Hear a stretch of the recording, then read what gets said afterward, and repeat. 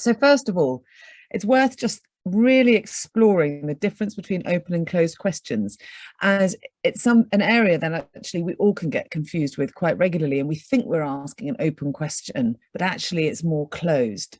So there are some very fundamental sort of rules or definitions, if you like, as to what makes a question open or closed. So an open question, it's a question without a specific direction or purpose. In other words, as the asker, the questioner, you don't necessarily know exactly what the recipient is going to say, the recipient of your question. It can't be asked with a yes or a no answer. So they can't, if they say yes or no, it doesn't fully answer what you've actually asked them. So therefore, by definition again, it requires the recipient to give a detailed answer or to demonstrate with an action, and encourages discussion. It gives control to the learner. It gives the control to the person actually answering the question, because they can dictate where the conversation goes, the information that they give, and they feel more in control rather than just giving a one-word yes or no answer. And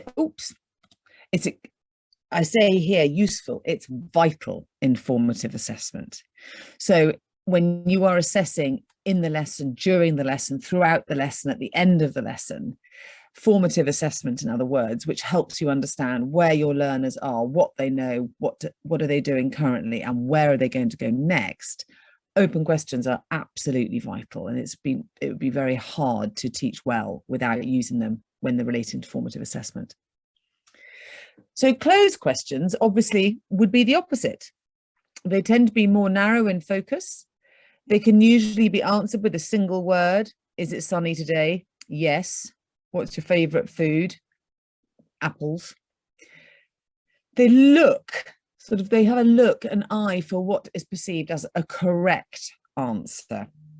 They can often be answered yes or no, a limited range of answers, and they're not often used in formative assessment. They can be if you want to make a quick snap judgment on whether or not something has been learned, and you ask a quick question, times tables, or what's the capital of somewhere, or do you feel confident with how to use this strategy? But generally, open questions are more productive.